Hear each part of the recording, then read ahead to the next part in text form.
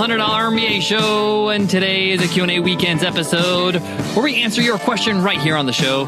If you have a question you want to ask, just email us over at support@businessrepublic.net, or you can send me a tweet on Twitter. My handle is BizRepublic, B-I-Z Republic. As always, I'm your host, your coach, your teacher, Omar is in home. I'm also the co-founder of the $100 MBA, a complete business training and community online. You can check us out over at 100mba.net. Today's question comes from Kyle, and Kyle asks, is dropping my prices on my SaaS product a bad decision? Interesting question, Kyle, and I know what he's alluding to here. For those who don't know, a SaaS product is a software as a service product. This is a business model where you're offering a piece of software in the cloud for people to use on the internet. A good example of a good SaaS is a software like Acuity Scheduling, today's sponsor. They have a scheduling app right on the cloud, and you can access that app wherever you go, and you pay every month to use that app. MailChimp is a good example of this as well. Squarespace. All these are great examples. So why is Kyle concerned about lowering prices? Well, usually you have customers that have paid a price before he lowered it. How does he deal with that situation? And is it perceived badly for new customers when he lowers prices? We'll get into it in today's Q&A Weekends, so let's get down to business.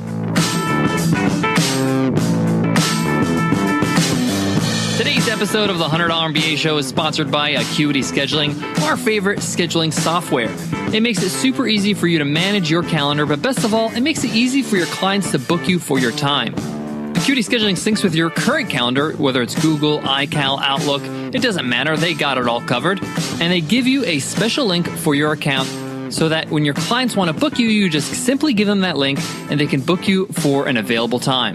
So simple, so clean, and it's so easy to get started with their amazing 45-day free trial. Just go to acuityscheduling.com/MBA. Again, that's ACUITY scheduling.com/MBA. So Kyle asks, is dropping my prices on my SaaS product a bad decision? Like I mentioned before, dropping prices when you have a service or a product that you charge on a reoccurring basis. You have current customers on a certain price, and then you're going to have new customers on a different price. How do you reconcile that? How do you make sure that you don't disgruntle your current customers, the people that you love, the people you want to keep? And with any SaaS business where there's reoccurring charges, keeping the customer is key. You don't want churn. That's the whole goal with SaaS, is to have a good number of customers and you keep them. So let me first just talk about pricing and changing pricing in SaaS products. So usually with SaaS products, you're charging a monthly amount or an annual amount, and it's reoccurring. And the point of SaaS is to make it affordable. A good example of this is Adobe. If you wanted to buy Photoshop back in the day, you would have to buy their actual software from the store, and you would have to install it using their CD, and you own the software now, or you own a license to that software to use on your computer. But you have to pay $900. Now that Adobe has moved to the cloud and they are a SaaS product, you can use Adobe Photoshop for only $20 a month. So the barrier of entry is a lot lower. It's a lot easier to get started. And even if you go with an annual plan, you'll still be able to get started for lower. So again, the whole point of the SaaS model is to get more people to be using your product at a lower barrier of entry. So I understand why price is a bit of a sensitive issue, because if you have a certain price right now and you're thinking about lowering it so you can bring in more people, you're worried about how that's going to affect your company, how it's going to affect the image of the business as well as affect your current customers. So let me give you my straight up advice when it comes to changing your prices with a SaaS product, whether you're raising prices or lowering prices. You're going to want to do what's called grandfathering. You want to bring in your current customers at the best deal. So say, for example, your current product is charging $40 a month, and you want to lower your price to $30 a month. So at the bare minimum, you want to grandfather in all your current customers to start paying $30 every month instead of $40. Now, I know you might be thinking, well, what about all the months before they paid $40? Well, that's another story and something that we can talk about. But the bare minimum is to make sure that they're not paying the higher price for the future. And for many people, this is going to be seen as a gift and a pleasant surprise because they're going to be saving $10 every month now. And you could word it right in your email, the email you send out to your customers about the change. You can let them know, hey, we're changing things up and we're able to lower prices now and we want to be able to save you $10 a month. So from now on, instead of paying $40 for your membership, you're going to be paying $30. That sounds great. That's amazing. Now, you might be thinking there are going to be people that are disgruntled about the previous months that they've been on. My advice, you have two options. You can either refund all those people the difference for the time they've been a member, or you could deal with it on a case-by-case basis. It's okay they paid a little bit more at the start. They've had access to it earlier. And if you want to, you can give them a few bonuses to make it up for it. You can give them a free course or a free one-on-one coaching call or a group coaching call to make it a bit more time effective. You can also deal with the customers that have a problem with the previous months on a case-by-case basis. If they email your support team or yourself, you can then make the decision to refund them the difference or whatever you feel is fair. So that's lowering prices. If you're raising prices, say for example you're going from $40 a month to $50 a month, you're going to want to keep your customers happy. So let them know that, hey, we've raised prices for new customers, but you lock in the old price for $40 a month. Nothing changes for as long as you're a member. That's another great bonus for being a member early. But whatever you do, whether you raise or lower your prices, make sure you communicate with your audience, with your current customers. Now, if you're concerned about lowering prices and the way it's going to be perceived, I wouldn't worry about that too much. Prices are always changing on the internet, and people's memory of prices are very short. I mean, a lot of the big players like Google, like Adobe, they've changed their prices, lowered their prices over the course of the years. And it's fine. People understand that change happens. Businesses evolve.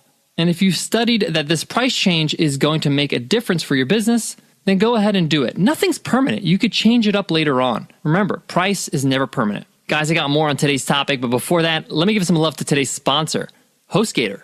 When you're building a business, you don't want to have to worry about the tech of creating your business website or registering domain names or getting SSL certificates for secure checkouts. Let the experts take care of that for you over at HostGator. When you sign up for HostGator, you get 24/7 live support. So you get a whole team of people dedicated to make sure you win with your business website. They'll help you and walk you through creating your website, maintaining your website, and upgrading your website whenever you need it to be upgraded.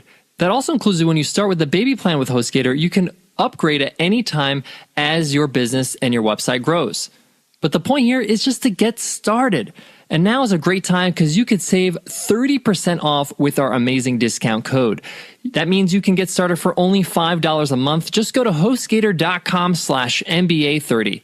To wrap up today's lesson, I want to say that this book is really short. It's under 100 pages, and Stephen talks about that at the start of the book.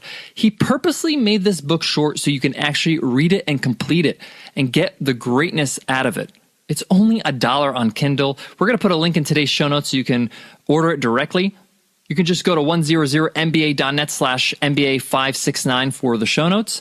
Or if you're on your iPhone, you can just click on the cover art and the show notes will appear. Highly recommend Profit Hacking by Stephen Darr. Pick it up and thank me later. All right, guys, that wraps up today's lesson. I hope you loved it. I hope you enjoyed it. If you did, let us know in an iTunes rating and review. Just drop us a review by clicking on the cover art on your iPhone. You'll see a link that says give us a rating and review. Or you can go to 100mba.net/show and go to the bottom of the page to see how to give us a review. It's super simple, and everybody who leaves us an iTunes rating and a review enters our weekly random draw on Friday. We call it Free Ride Friday, and we give away a lifetime membership to the $100 MBA Training and Community. That's over 180 video lessons, interviews with experts, our great Facebook community, workbooks, a whole lot more. Our way to say thank you for showing love on iTunes. All right, guys, before I go, I want to leave you with this. A few episodes ago, we talked about, do you need new friends as an entrepreneur? And I just want to mention that, if you're feeling lonely as an entrepreneur, and it could be a lonely place, if you feel like you need a little bit of support and just want to feel like you're understood, sometimes books can do that for you. When you read a book that just speaks to you, it makes you feel like, hey, there's other people in this world that think like me that can help me out, that are doing great things, the things that I want to do, the things that I am doing. So take comfort in reading a good book. It can make you feel real good. All right, guys, I'll check you in tomorrow's episode. I'll see you then. Take care.